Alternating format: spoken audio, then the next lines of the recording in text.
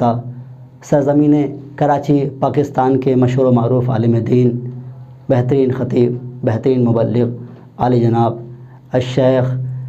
تقی مہدوی صاحب سے ملتمس گزار ہوں کہ وہ آئیں اور خطابت کے فرائض کو انجام دیں۔ اعوذ باللہ من الشیطان الرجیم، بسم اللہ الرحمن الرحیم، الحمدللہ رب العالمین، والصلاة والسلام علی اشرف الانبیاء والمرسلین وخاتم النبیین سیدنا و مولانا ابی القاسم محمد، اللہم صل علی محمد وآل محمد وعجل فرجہم وعلی اہل بیتہ الطیبین الطاہرین المعصومین المظلومین الذین اذہب اللہ عنہم الرجس وطہرہم تطہیرا، اللہم صل علی محمد وآل محمد وعجل فرجہم ولعنۃ اللہ علی اعدائہم اجمعین۔ اما بعد فقد قال اللہ تبارک وتعالی فی محکم کتابہ المجید وفرقانہ الحکیم، بسم اللہ الرحمن الرحیم، انما یرید اللہ لیذہب عنکم الرجس اہل البیت ویطہرکم تطہیرا، اللہم صل علی محمد وآل محمد وعجل فرجہم۔ عزیزان گرامی قدر، سب سے پہلے تو ہم بزم حسینی کا شکریہ ادا کرتے ہیں کہ جنہوں نے اتنی خوبصورت سی مقصد حسین چینل کا شکریہ ادا کرتے ہیں کہ جنہوں نے اتنی خوبصورت سی محفل اور بزم سجائی جس میں اہل بیت کرام علیہ السلام کا تذکرہ ہو رہا ہے، اور یہ تذکرہ تو ہم اور آپ صرف اپنے آپ کو اس فہرست میں شامل کرنے کے لیے آتے ہیں، ورنہ یہ تذکرہ قیامت تک انشاءاللہ ہوتا رہے گا۔ اہل بیت کرام علیہ السلام کے حوالے سے، اور اگر خود ہمارے ینگسٹرز اس لفظ کو سرچ کریں، قرآن کریم میں اہل بیت کا لفظ کتنی مرتبہ اور کن مواقع پر استعمال ہوا ہے، تو 2 مقام پر لفظ اہل بیت آیا ہے۔ ایک مرتبہ حضرت ابراہیم علیہ السلام کے خانوادے اور ان کی فیملی کے لیے اہل بیت کا لفظ آیا ہے، اور دوسری مرتبہ یہ لفظ آیا ہے تو نبی اکرم کے خانوادے کے لیے آیا ہے۔ اور چونکہ یہ موضوع اس لیے زیادہ غور طلب بنتا ہے کیونکہ نبی اکرم نے اپنے وقت آخری فرمایا تھا کہ انی تارک فیکم الثقلین کتاب اللہ وعطرتی اہل بیتی ما ان تمسکتم بہما لن تضلوا بعدی ابدا۔ نبی اکرم نے شاہ فرمایا، اور یہ واضح سی حدیث ہے، ہمارے بچے کو یاد ہے، کہ میں تو جا رہا ہوں لیکن میں تمہارے درمیان 2 گراں قدر چیزیں چھوڑ کر جا رہا ہوں، ایک اللہ کی کتاب ہے اور ایک میرے اہل بیت ہیں، یعنی ایک کا تعلق اللہ سے ہے، اللہ کی کتاب ہے، اور دوسرے کا تعلق میری ذات سے ہے، وہ میرے اہل بیت ہیں، میری عطرت ہیں۔ اگر تم ان دونوں سے وابستہ رہو گے تو کبھی بھی گمراہ نہیں ہوگے، یہاں تک کہ یہ دونوں حوض کوثر میں میرے پاس پہنچے۔ یعنی دونوں کی تعلیمات ایک جیسی ہیں اور دونوں کے اندر کوئی اختلاف نہیں پایا جاتا۔ ہاں، ان لوگوں کے اندر اختلاف ضرور ہو سکتا ہے کہ جو یا قرآن کو لے لیں اور اہل بیت کو چھوڑ دیں اور اہل بیت سے دشمنی رکھیں، یا اہل بیت کو لے لیں اور قرآن کریم کو چھوڑ دیں۔ اس لیے دونوں کے دامن کو تھامے رکھنا ضروری ہے۔ تو قرآن کریم تو بہت واضح سی بات ہے کہ قرآن کریم کس کلام کو کہا جاتا ہے، کس کتاب کو کہا جاتا ہے، لیکن اہل بیت کون ہیں کہ جن سے ہمیں دین لینا ہے؟ دیکھیں، نبی اکرم صلی اللہ علیہ وسلم کی جو عمر مبارک ہے، بالخصوص بعثت کے بعد کی جو ان کی حیات طیبہ ہے، وہ صرف 23 برس کی ہے، اور ان 23 برس کے عرصے کے اندر بھی کتنے لوگ ایسے تھے کہ جو اس وقت نبی اکرم کی احادیث کو لکھ رہے تھے، ان کی سیرت کو لکھ رہے تھے۔ یہ بعد میں آنے والے علماء ہیں، اور پھر آپ عزیزان بھی جانتے ہیں کہ ایک زمانہ وہ رہا کہ جب نبی اکرم کی احادیث کو لکھنے پر بھی پابندی لگائی گئی، اور تقریباً یہ پابندی 100 سال تک جاری رہی۔ تو اس کے بعد جب تاریخ لکھی جا رہی ہے، اس کے بعد جب سیرت لکھی جا رہی ہے، تو کتنے ہی ایسے گوشے ہیں کہ جو ہم تک نہیں پہنچ سکیں، اور اسی طریقے سے اگر کچھ گوشے ہم تک پہنچے بھی ہیں تو بہت سے ایسے اسلام دشمن عناصر تھے جنہوں نے جھوٹی روایتیں اور جھوٹی احادیث نبی اکرم سے منسوب کی، اور وہ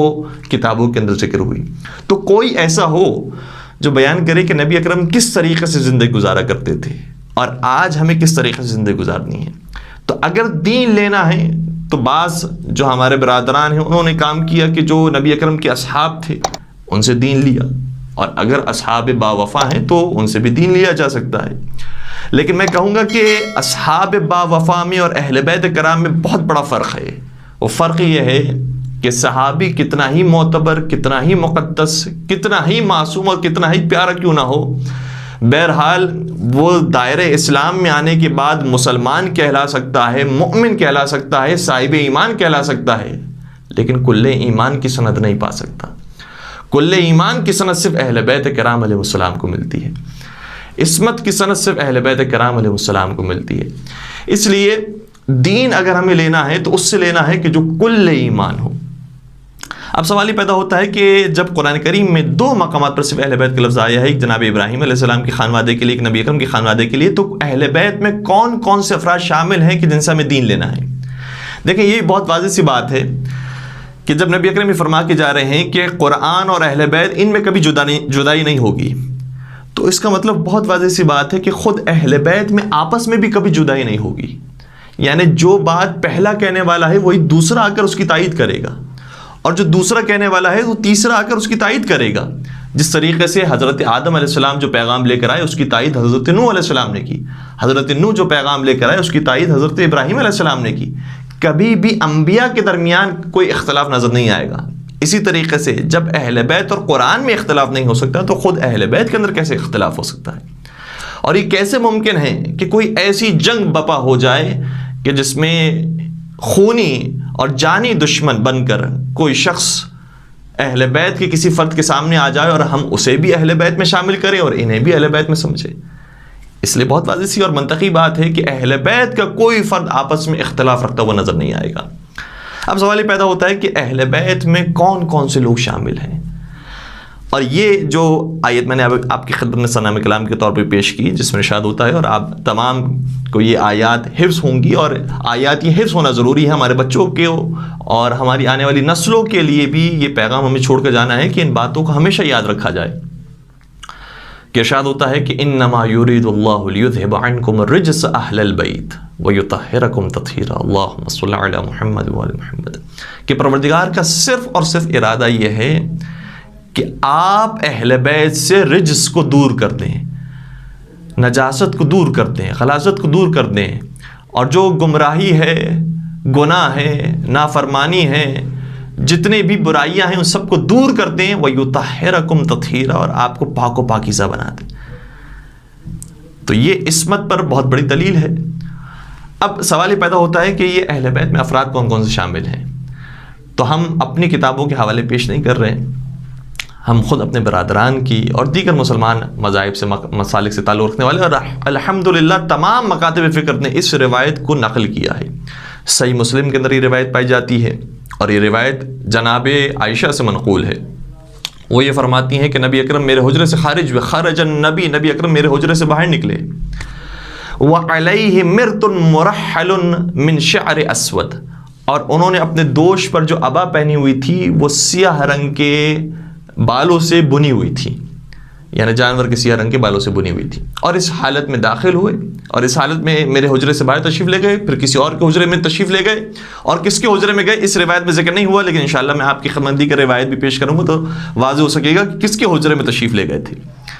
اور پھر وہاں پر روایت یہ کہتی ہے کہ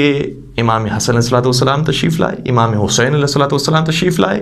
مولا متقیان تشریف لائے، شہزادی زہرا سلام علیہ تشریف لائی، اور پھر نبی اکرم نے اس عبا کو ان چاروں ہستیوں کے اوپر ڈالا، اور یہ آیت نازل ہوئی کہ انما یرید اللہ لیذھب عنکم الرجس اہل البیت ویطہرکم تطہیرا، اللہم صل علی محمد وآل محمد،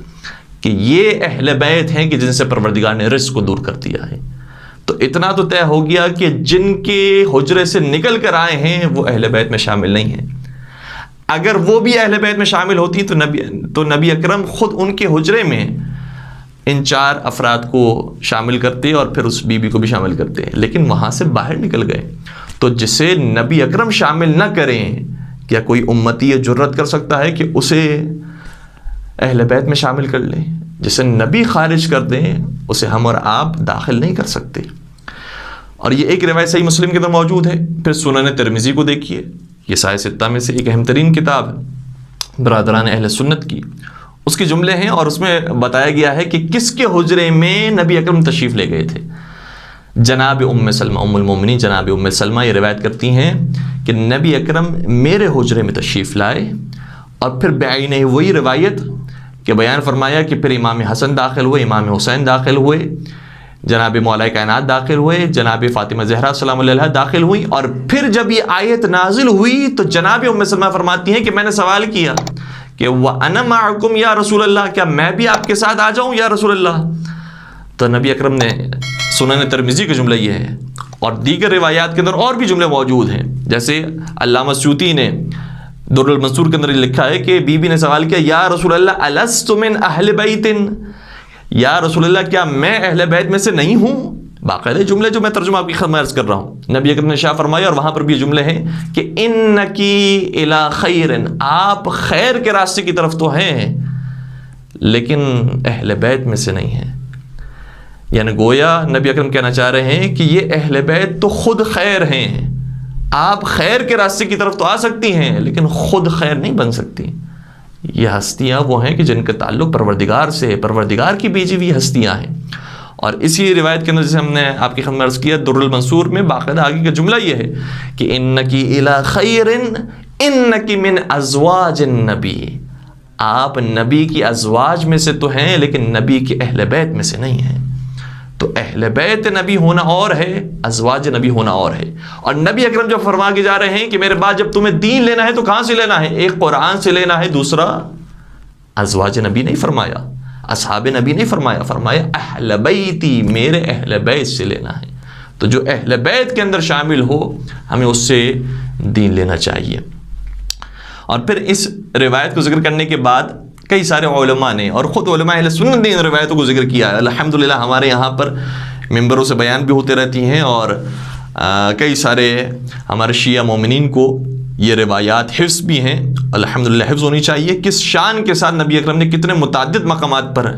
بیان فرمایا ہے کہ جو آل محمد سے محبت کرتا ہے اس کی شان کیا ہوتی ہے۔ علامہ زمخشری نے تفسیر کشاف میں لکھا، امام فخر الدین رازی نے تفسیر کبیر کے اندر لکھا، تفسیر قرطبی میں علامہ قرطبی نے لکھا، اور فضائل الصحابہ میں امام احمد بن حنبل نے لکھا، علامہ سیوطی نے در المنصور کے اندر لکھا۔ کئی ساری روایات کو ذکر کیا ہے کہ جو آل محمد سے محبت کرتا ہے اس کا کیا انجام ہوتا ہے، خود نبی اکرم نے فرمایا، فرمانے لگے کہ من مات علی حب آل محمد مات شہیدا، جو شخص آل محمد کی محبت میں مرتا ہے وہ شہید مرتا ہے۔ نہیں فرمایا کسی اور کا نام نہیں لیا، سب محترم ہیں، سب ہمارے لیے قابل احترام ہیں، لیکن جو مقام اہل بیت علیہم السلام کا ہے، جو آل محمد کا احترام ہے، وہ کسی اور کو حاصل نہیں ہے۔ اور یہ ایک روایت نہیں ہے، کئی متعدد روایتیں بیان کی، انشاءاللہ میں آپ کی خدمت عرض کرنے کی کوشش کرتا ہوں۔ نبی اکرم نے ایک اور مقام پر فرمایا من مات علی ومن مات علی حب آل محمد مات تائبا، ایک مقام پر فرمایا جو آل محمد کی محبت میں مرتا ہے وہ شہید مرتا ہے، دوسرے مقام پر فرمایا وہ تائب مرتا ہے، وہ توبہ کیا ہوا مرتا ہے۔ آل محمد کی محبت اس قدر ضروری ہے۔ کوئی ہے جو آپ لے کر آئیں کہ ان کی محبت بھی اگر انسان اختیار کرے تو پھر اس کی توبہ قبول ہو جائے اور توبہ کیا ہوا مرے، شہادت کے درجے پر فائز ہو جائے؟ کوئی ہے ایسا جو صرف انبیاء کرام اور خود نبی اکرم کی ذات گرامی کے علاوہ ہو؟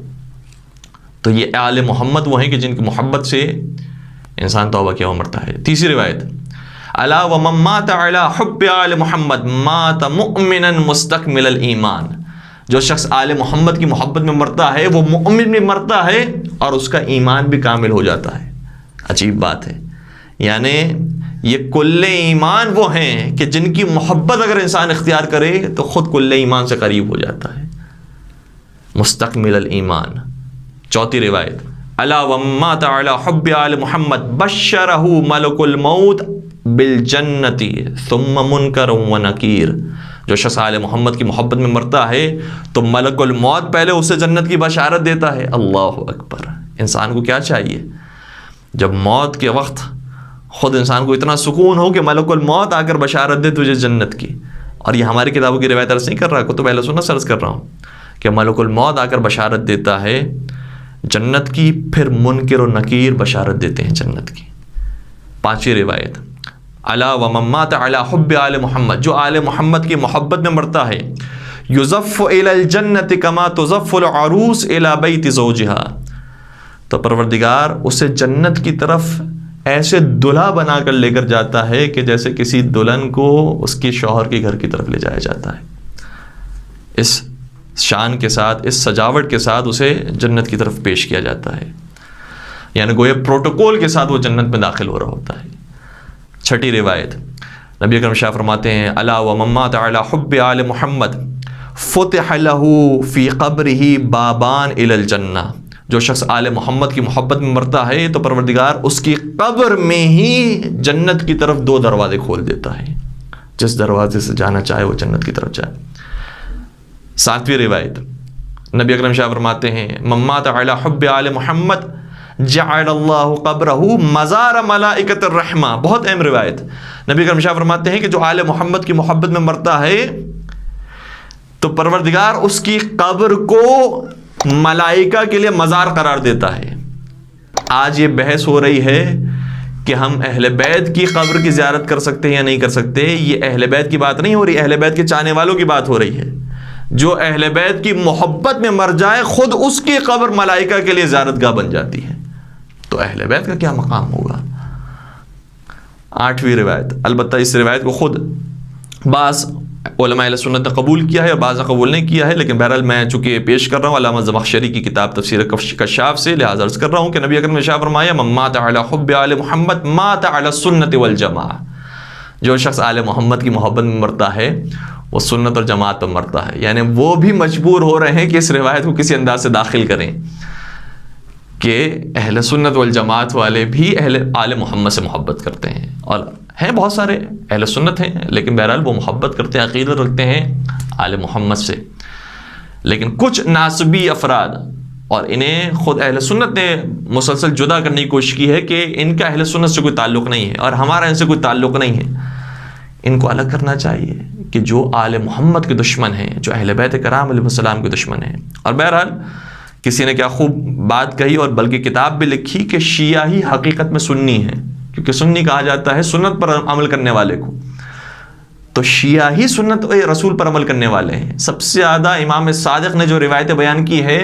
وہ قال رسول اللہ سے بیان کی ہے کہ نبی اکرم نے فرمایا، نبی اکرم نے فرمایا۔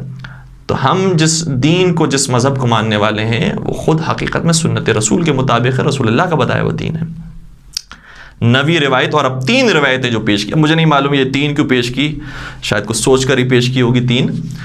کہ فرمانے لگے نبی اکرم الا ومن مات علی بغض آل محمد، جو شخص اب محمد و آل محمد کی بغض میں اور ان کی دشمنی میں مرے گا تو جاء یوم القیامت مکتوب بین عینیہ آیس من رحمت اللہ، تو قیامت کے میدان میں اسے اس طرح سے پیش کیا جائے گا کہ اس کی دونوں آنکھوں کے درمیان یعنی پیشانی پر یہ لکھا ہوگا کہ وہ رحمت الہی سے نا امید ہو گیا، مایوس ہو گیا ہے رحمت الہی سے، یعنی اس کے لیے کوئی اور چارہ نہیں سوائے جہنم کے۔ دوسری روایت الا ومن مات علی بغض آل محمد، جو شخص آل محمد کی بغض میں مرتا ہے مات کافرا، وہ کفر کی حالت میں مرتا ہے، جیتا ہے اسلام کی حالت میں لیکن مرتا ہے کفر کی حالت پہ۔